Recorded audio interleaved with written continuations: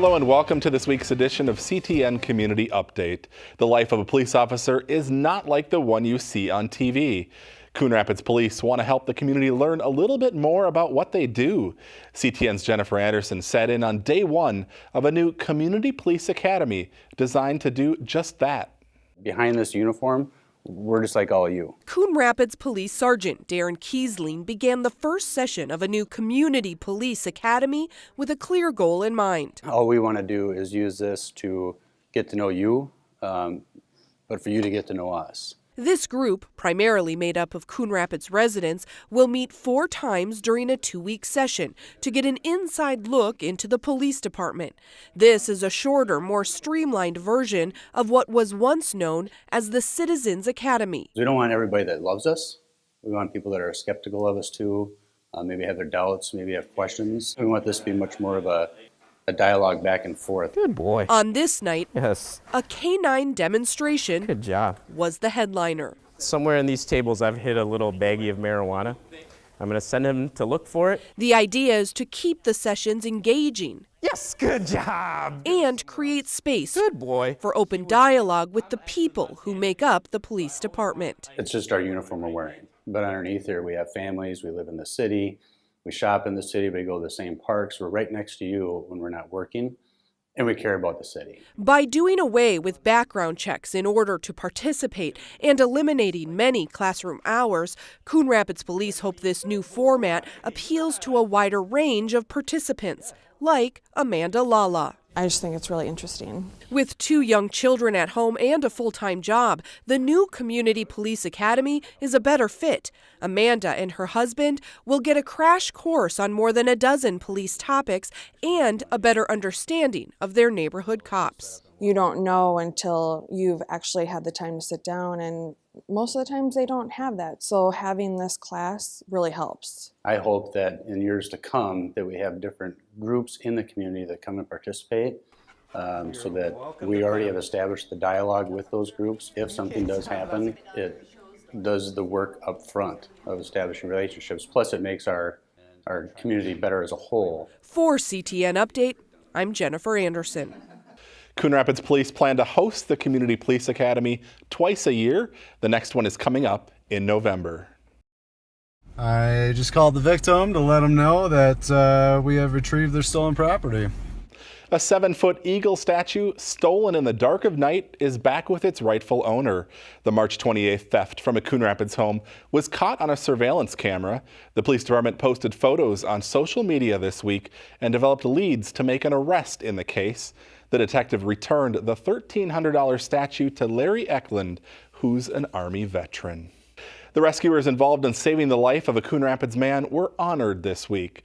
They received certificates of appreciation during Tuesday night's City Council meeting and also posed for a photo with the 32-year-old man they saved back in December.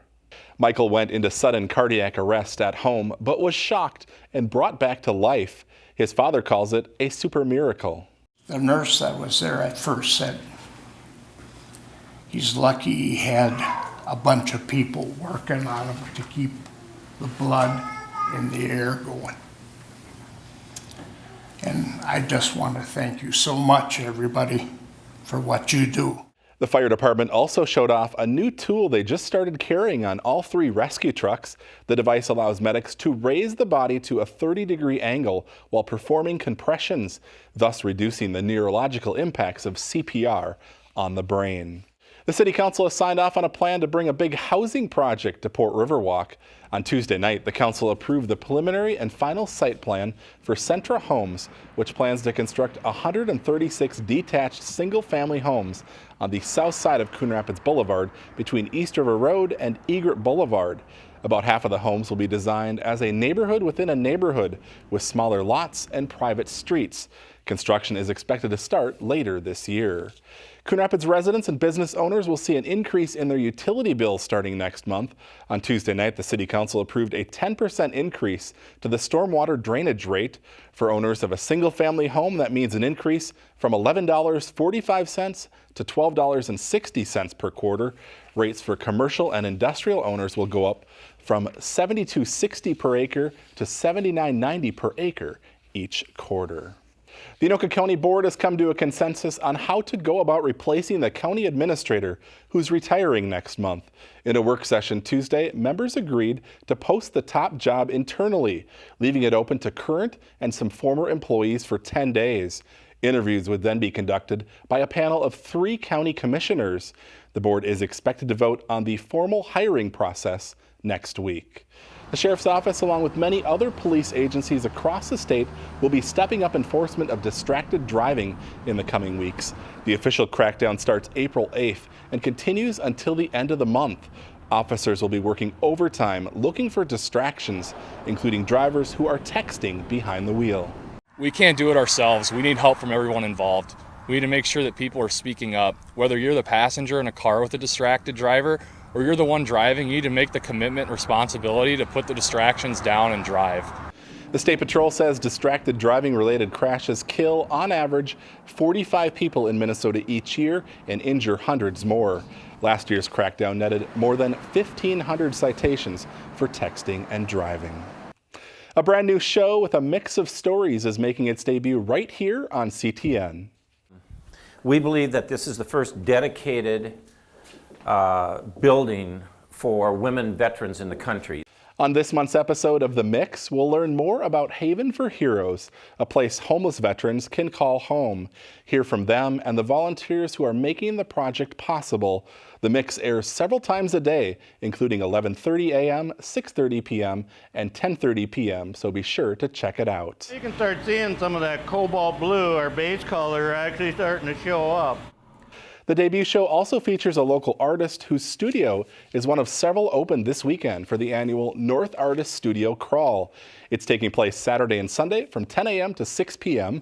The show features the work of more than 3 dozen artists at 16 different studio locations. Admission is free. You can find out more information along with a map by logging on to nascrawl.org. Something else you can do this weekend, hit the links at Bunker Hills. The 27-hole championship course opened for the season today, and it didn't take long for golfers to get back into the swing of things. Thanks for watching. We'll see you back here again next week.